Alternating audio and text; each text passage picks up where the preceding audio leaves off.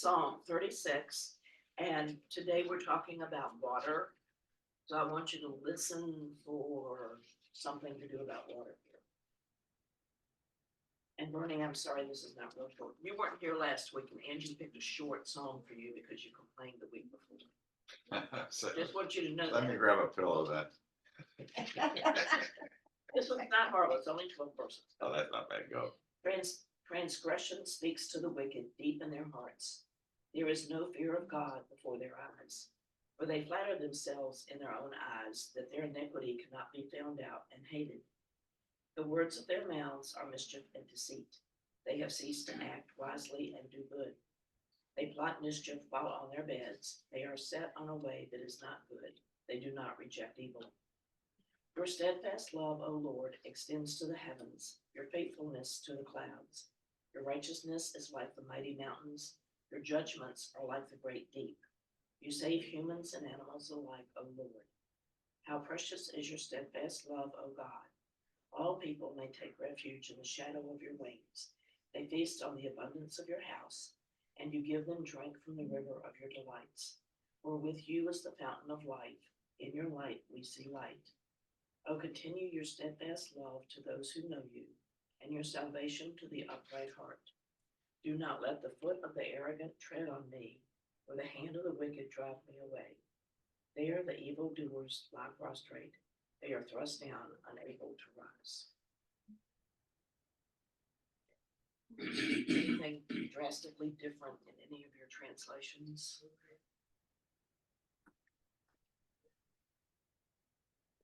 I was reading the same one you were. Okay. Okay, today we are going to be in chapter 4 of the Gospel of John, and this is the story of the woman at the well.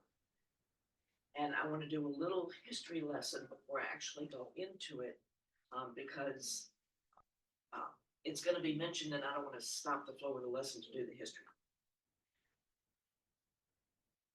What can you tell me about what you know about the hatred between the Samaritans and the Jews? I know there is, and I always forget the story. Okay, well, I've got the story from, who's our favorite commentator? Barclay, yes, thank you. Yeah, Well, so this is for from some Barclay. people. Okay, so this is the history of that animosity between those two people. Going all the way back to 720 BC. So this built over time and just got worse and worse. It's, the Hatfields and the McCoys on steroids. So back in 720 BCE, the Assyrians invaded the northern kingdom of Samaria, captured it, subjugated it, and they did what was normal for that time, and they took the leadership of the nation away to Assyria and transported into that country people from 5 different countries: Cutha, Ava, Hamath, Sepharim, and from Babylon. So it's not possible to take an entire population out. So there remained in that country some Jews. Well, these other 5 nations are brought in forcibly, and the Jews intermarried with them. And according to and therefore they committed what to the Jews was an unforgivable crime. They lost their racial purity. In a strict Jewish household, even to this day, if a son or daughter marries a Gentile, his or her funeral service is carried out. So to Orthodox people, marrying outside of the Jewish faith is just, it's like death. So the Jews who were carried away also assimilated into the culture where they were, and they never came back. So they lost their right to be called Jews at all. Of course, in time, Babylon does the same thing to the southern kingdom, but those Jews, when they were carried off, maintained their identity. They did not intermarry. They followed their laws, and eventually were able to go back and rebuild the temple. So when they start rebuilding the temple, the Samaritans came and offered to help. And the Jews said, no, You've lost your Jewish heritage and you have no right to share in the rebuilding of the house of God. So the Samaritans are insulted by this rebuff because they're trying to be helpful. And that quarrel was in 450 BC. And then it got even worse coming forward in history to 129 BCE. John Hyrcanus, there was a renegade Jew, Manasseh, and he married a daughter of a Samaritan. And they proceeded at that point to found a rival temple on Mount Gerizim, which was in the center of the Samaritan territory. And from that time on, the Samaritans were taught that that's where Moses got the Ten Commandments. That's where everything that happened on Mount Sinai, the Samaritans are then taught that it happened on Mount Gerizim. So when we get to later in the story and she starts arguing, where do I go? That's why. And then, so in the days of the Maccabees, John Hyrcanus, the Jewish general and leader, led an attack against Samaria and sacked and destroyed their temple on Mount Gerizim. So the Jews have destroyed the Samaritan temple. So that makes it even more. Wow. And this was a temple that Samaritans built to worship the one God. God, the Yes. one God. Yes. Interesting. So the Jews Remember, continue. the Jews were like, there's Only one, and One. it's in Jerusalem. Jerusalem. Yeah, but I Yeah. mean, Yeah, There were other temples yes. around, like there was one in Ethiopia, okay, and there But other, for the Samaritans, but that was their one. temple. that was Yes. their Yeah. temple. Yeah, Well, Samaria was the capital of the northern kingdom, Israel. Right, yeah. right. So anyway, the Jews called them Cuthites or Cuthians after one of the peoples that the Assyrians had settled there. And the Jewish rabbis said, let no man eat of the bread of the Cuthians, for he who eats their bread is as he who eats swine's flesh. So they're comparing the people that are in Samaria now to the equivalent of people who eat, pork, which is just, And my commentary says during the time of the Maccabees, the Samaritans dedicated that temple to Zeus Xenios. okay. So it wasn't to Yeah, so the Jewish God. so the the Greek God. 5 different peoples that were forced to come into that land brought their own gods. So that's what's happening there.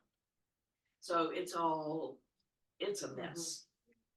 So that's the history of that. Multiple insults. And there still are Samaritan people. Yeah.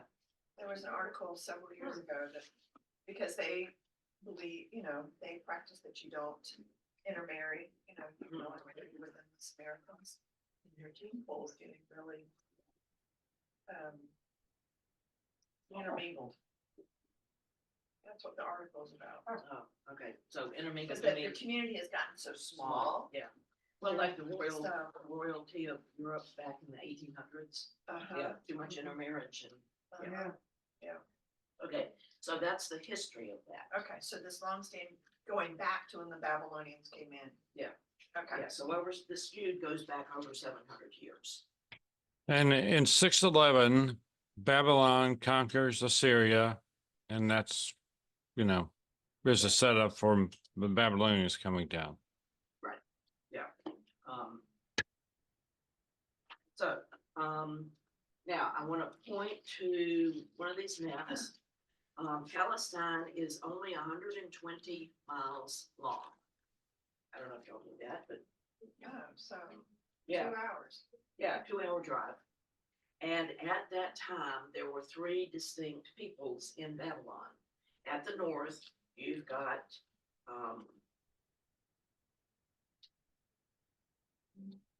Galilee.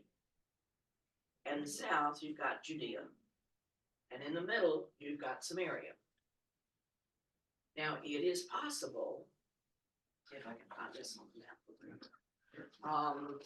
because it's not going to have that particular breakdown. But Oh, yeah, I'm looking for the, okay. Judea. I'm And that looking whole for the thing is Jordan 120 miles, which is nothing. Okay, I think this is the Jordan River. So you got Galilee, Samaria, and Judah. So Jesus is going from Judah up to Galilee.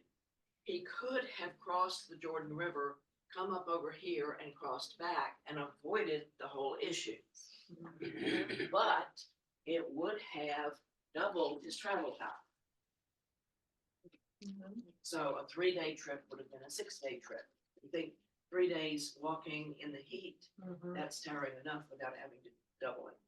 So there's something in the scripture that says, you know, he has to do this. We didn't have to, but got the 3 days off.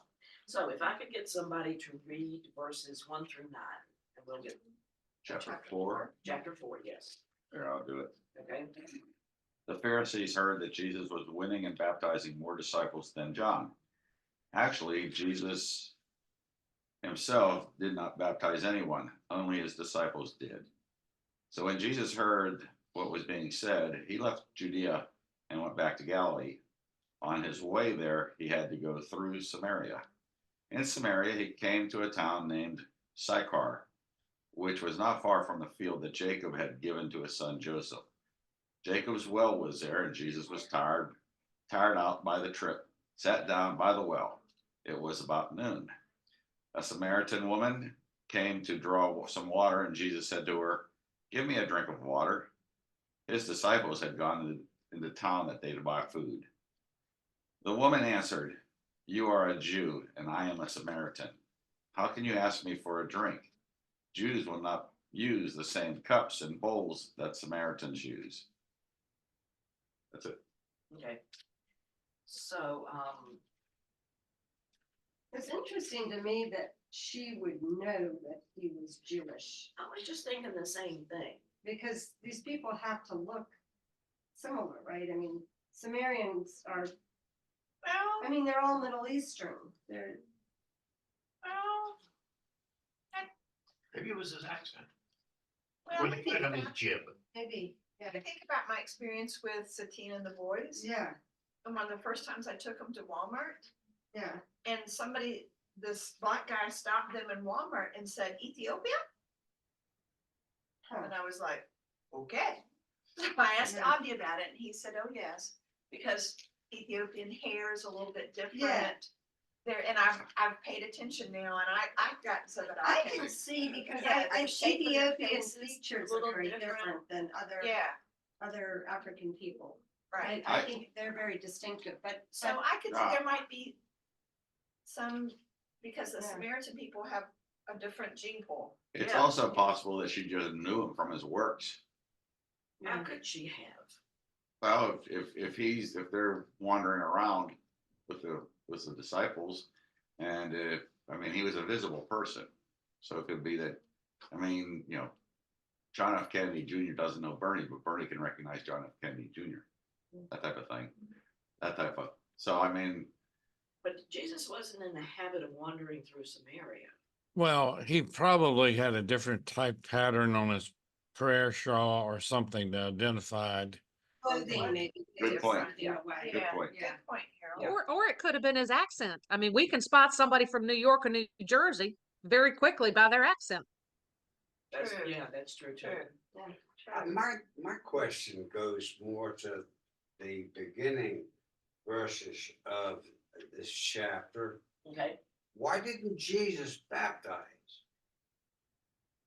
I was wondering about that too. I have no idea, because neither one of my commentaries said anything about it. Well, Barclay did say that at that point, Jesus was not interested in getting involved in that discussion, but nothing about why he wasn't doing it. I have no idea. Did you look at people's commentary? No. Okay. No, last night, Tom and I were docents for the Haunted Lantern Tour at Magnolia Range. Oh, my. You know what Magnolia Range is, right? In Yeah. Chesterfield, Yeah. that- Yeah, that old they had a mansion. Halloween event last night. Oh, We're tired. 250 people. Well, no, they didn't all come. Oh, but yeah. okay. Yeah, we were giving lectures. We were each had a signed a room and doing our little stories for 2.5 hours. oh, you're docents. Yeah, we were docenting.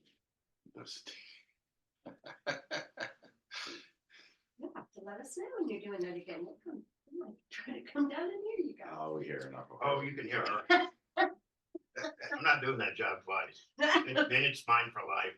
Yeah. Yes. Not that I Okay. had that many years. So while Kathy's doing that, the well is still there. Yeah, that's amazing. Yeah, this is Joseph's well, or Jacob's well, sorry. And the land was bought there by Jacob, and this is, talked about in Genesis 33. And Jacob on his deathbed bequeathed the ground to Joseph, and when Joseph died in Egypt, his body was brought back to Palestine and was buried here. So there's history that ties them together on this spot that, doesn't tear them apart. The well itself is more than 100 feet deep. It is not a springing well of water. If you read our book, AJ talks like it is. So the commentators don't always agree on things. But it is clearly so deep that nobody could get water from it unless they had something with which to draw the water. And he goes on to say that people who traveled with a bucket, and he describes one that's kind of collapsible. But she notices he doesn't have his bucket, and Barclay supposes, and it makes sense, that the disciples had taken it with them into town. And he also makes the point that Jesus is maybe starting to change the way the disciples think, because previous to this, it would have made sense for them to refuse to even go into a Samaritan town to do business. And that maybe those barriers are starting to crumble already. Okay, have you found anything? Not, well. What, Warren and Craddock talk about in here is, that, first of all, that there apparently were several edits of John over time, it was from the original writing. And so, because earlier in chapter 3, Jesus was baptizing. He was baptizing more than John. Oh my. No, he's not. Anyhow, so that, so this may be a revision that, or in chapter 3 was a revision, Right, inconsistency. which may have been revised perhaps more than once. So that's what it Okay. says. And there's no way to know which one came first. Which is the right one. Not in our pea brains, but Yeah. Yeah, maybe the scholars can. yeah. Okay. So she comes up. So anyway, they come to the well, and there's a fork in the road. Jesus sits down and sends his disciples in. It's 12 noon. It's hot. So she comes to the well, and both Barclay and AJ talk about the fact that she comes at noon. Now, what have you grown up hearing about why she comes at noon? Because no one else was there at noon, it was too hot, and then she, because of her sin, would not have to be confronted by these people who would say, "You're a sinner." Maybe. Maybe. That was how it was portrayed in The Chosen. Ah, Exactly what you just said. Yeah. That Well- she had done something that. I've gone back and forth between Barclay and AJ, so I don't remember which one said this, but there would have been a well in the town. Ah. So why would she come half a mile outside of town unless she was, being ostracized? Right. And AJ does make the point that you go to the well when you need water. Whether it's 6 a.m. or, although it makes sense to me that there you would go in the cooler part of the day, but if you run out of water, you run out of water, you go. Maybe Maybe she lived closer to the well than she did downtown. That's very possible. Kathy That's what I was just said gonna that. say Yeah. too. Oh, Yeah, I agree Yeah, with so you. y'all should be you could be commentators. Yeah, because so this interpretation that she apparently has done something bad. It's sort of like, is this along similar tradition that Mary Magdalene Right. ended up being portrayed as a prostitute? when she was. when she wasn't, When she when wasn't. there's nothing really in the It's- scriptures. Yeah, and AJ talks Yeah. about that. Holman's commentary says not all interpreters agree on the hour.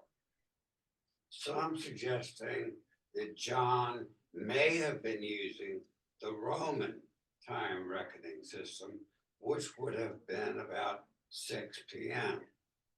Oh, okay. Interesting, Ah, Dinner time. very different, yeah. And one of my commentators made the point that John could have just said it was noon as a literary device because he's contrasting her story with that of Nicodemus. And Nicodemus comes in the night when it's dark and he stays in the dark. She comes in the broad daylight and is enlightened. So as a literary device, you know, so Yeah. yeah, yeah, because they did, you know, these writers did things like that. right. And most people would be reading. And us modern day people make up stuff that the original writers had no intent of saying. Yes, Mhm. that happens too.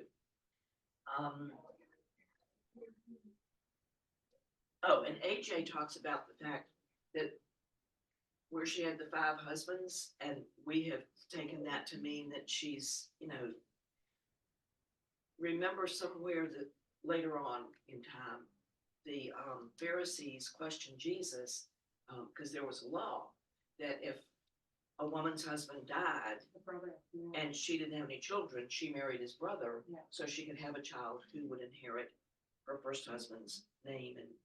Mhm. And if that brother died, she married the next one and blah, blah, blah. Mhm. And in that story, there's nothing at all wrong or sinful or that you would be Right. ashamed of. Right. There's nothing in this story here that says it's anything different. You know, her husband died, she remarried. Mhm. The next one dies, she remarries. Mhm. Right. So we've just turned it into something shameful. Right. Now, the part that she's living with a man who's not her husband, okay, I get that point, but the 5 husbands prior to that, She likely in their tradition wouldn't have been permitted to marry them if there wasn't the kind of allowance that you're talking about. yeah. So.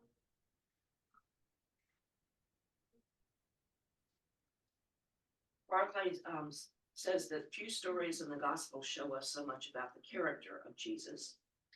So this story shows the reality of his humanity because he's so tired. It shows the warmth of his sympathy. From an ordinary religious leader, one of the Samaritan woman would have looked at him and fled. She wouldn't even have wanted to. Shows us that Jesus is the breaker down of barriers. And number 4, just the fact that he's willing to talk to her, because strict rabbis would not ever have greeted a woman in public, not even when they were related to. And that that rule was so strong that they had a phrase called the bruised and bleeding Pharisees. Some of them took it to such extent that if they saw a woman, they closed their eyes and kept on walking and ran into buildings. Hence, they were bruised and bleeding. But that's how serious they were about not interacting with a woman in public. He broke through 2 levels of prejudice. She was a Samaritan, she was a woman. Yes, Mhm. yes. So he's breaking barriers right and left. Mhm. Um,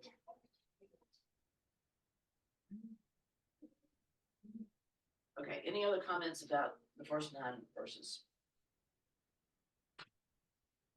He may not have been interested in breaking barriers. He may have just been thirsty. Always that possibility, It wouldn't be in here if that were the case.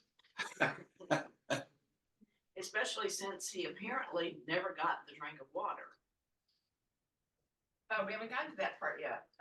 Okay, I just gave away the ending. He doesn't get the drink of water Are we done then? that we know. Okay, Spoiler alert. yeah, sorry about that. Would somebody read verses 10 through 15? I'll read it. Okay, Paul.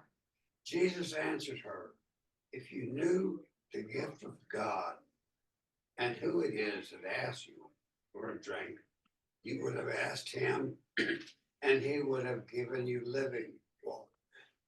Living water. Sir, the woman said, you have nothing to draw with, and the well is deep. Where can you get this living water? Are you greater than our father Jacob, who gave us the well and drank from it himself, as did also his sons and his flocks and herds? Jesus answered, everyone who drinks this water will be thirsty again. But whoever drinks the water I give him will never thirst. Indeed, the water I give him will become in him a spring of water welling up to eternal life. The woman said to him, Sir, give me this water so that I won't get thirsty and have to keep coming here to draw water.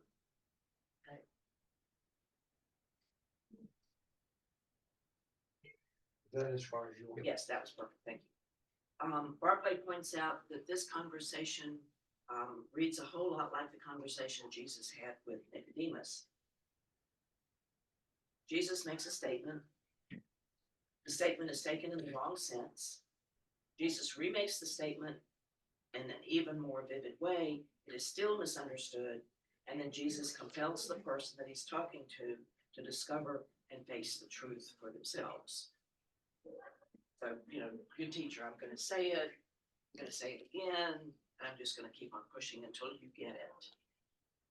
Because when it comes to our relationships with God, with Jesus, we've got to figure it out for ourselves. Nobody can do it for us. And AJ somewhere has a question, talking about what do you remember about your baptism or a time in your faith when you realize something and you remember some kind of growth. That's what this is indicating, that our relationships are not stagnant.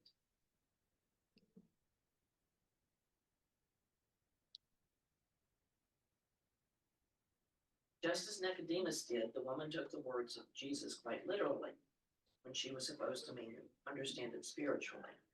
And we're talking about the living water, and living water in that day and time meant running water. And that was considered much preferable to still water because it's going to be cleaner. Still water had sat there and could collect impurities. And AJ says that she thought this well had living water in it, but it's a deep well. I'm not sure how much water flows 100 feet under the ground. It's possible, but Barclay says that this well just percolates. Water just kind of percolates into it. He says it's not a spring. I don't know. So she talks about their father Jacob. So this is going against all the things they had and different. They have this in common. And think about all the times with the patriarchs. How many times in the Old Testament, in Genesis and Exodus, does somebody go to a well and meet his wife?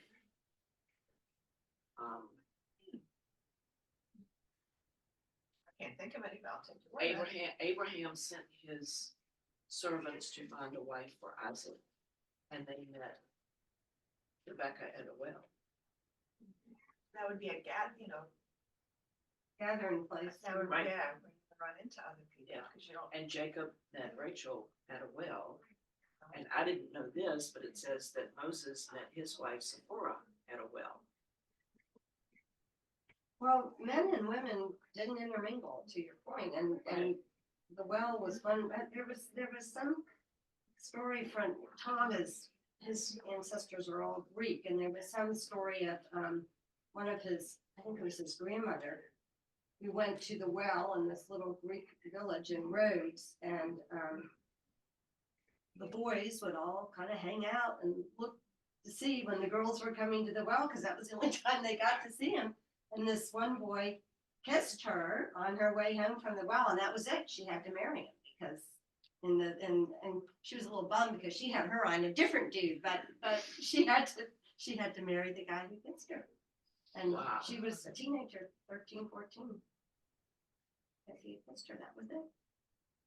So Yeah, I this- mean, Wells, people had to come to Wells every single day, maybe Yeah. twice a day. So, I mean, it's not unusual that you would meet people, see people at a well. this is where boys and girls would have seen each other. Interesting.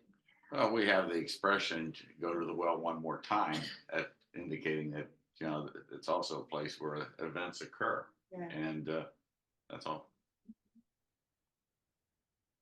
Okay, you reminded me of something, Cassie, talking about that.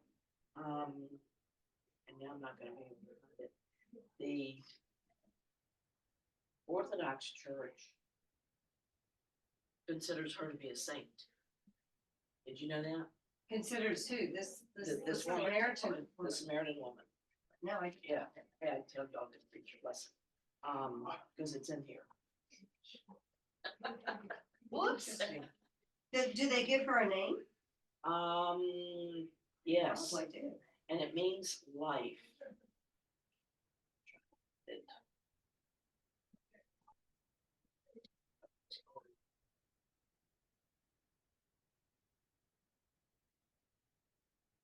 Oh, here it is. She is known in many Eastern Orthodox churches as Saint Photini, Photini, the Enlightened One. In Russian, she is also Saint Svetlana. The word also means enlightened one.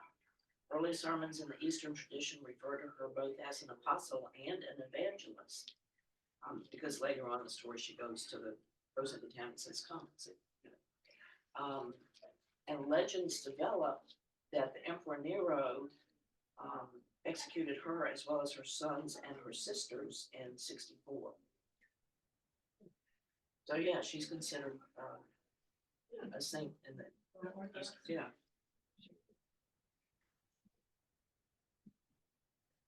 You know, his church just put up all those icons in March, and I wonder if she's one of them that year. Sometime, if you guys are interested, I'll get Tom to give our some. I was just thinking that would be really cool. Yeah, Oh, yeah. and he's been writing the book for the Orthodox Church about all these saints. So, he's been giving tours of them. So if you guys decide you want a tour of the icons, I mean, it's very different because I don't know all these saints and we don't have them. Yeah. But it's interesting. Okay. So A reminder to you if you want to do a field trip, from your youth. Oh, very much so. Yeah, Very yeah. similar. you would probably recognize a lot of this. Yes. There's a lot of overlap. But not this woman, huh? No, this woman, as far as I remember, no. So, Yeah, well, AJ says that it is the Eastern Orthodox churches. Yeah. So, They don't align perfectly, Catholic and Orthodox saints. There are some differences, but there's some overlap too. there's a lot of overlap, actually. Mhm. Mhm. yeah, it's the Protestants that went way off into left field. Mhm. They're far out. Go back to the roots, back to Yeah. some, you know. You were talking about the Samaritans and Jews not getting along. They should have used the Pope to intercede and bring peace. Oh, Sorry, I'll shut up. No, you won't. We don't want you to. No, So she thinks Jesus is being blasphemous because he's talking about being able to get fresh running stream water. And she says, if that's really what you're saying, you're claiming to be wiser and more powerful than Jacob, and nobody has the right to do that. So, he's getting a little upset there.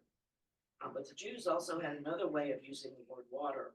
They often spoke of the thirst of our souls for God, and they often spoke of quenching that thirst with living water, having a deeper relationship with Jesus or with God. And so Jesus is not using these words in a way that would have been new to her.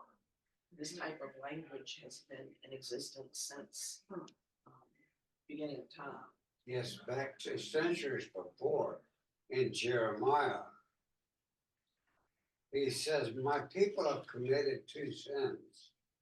They have forsaken me, the spring of living water, and have dug their own cisterns, broken cisterns that cannot hold water. Yeah. Yeah, in fact, I think AJ says that very thing in the book that we have.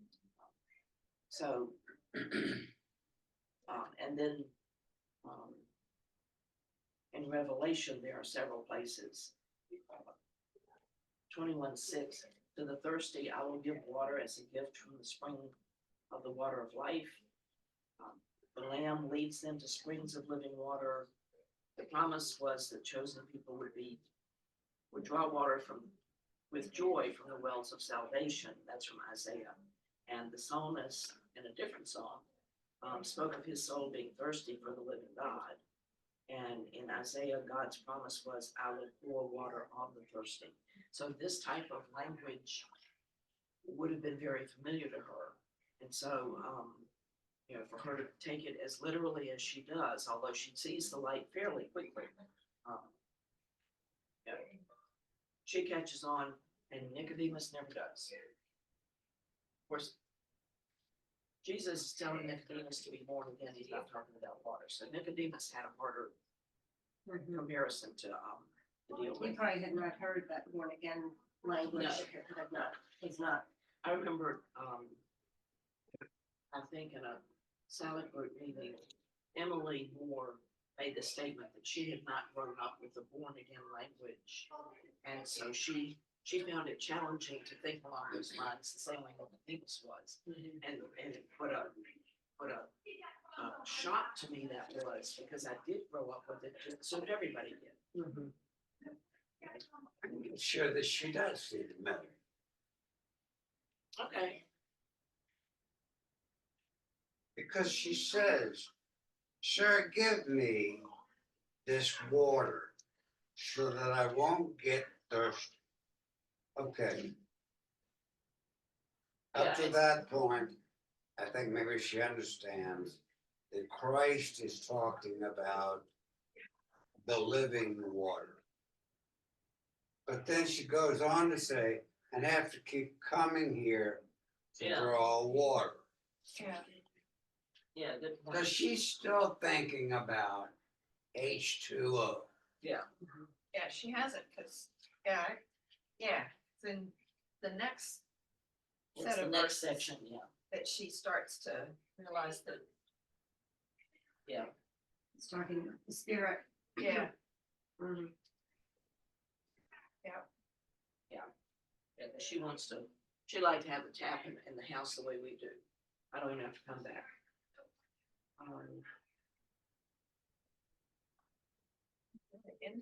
Yeah, that's what I'm making sure I said everything. The clock is fast by 3 minutes, but Oh, oh, okay, that makes me feel better. Okay, I can remember 3 minutes.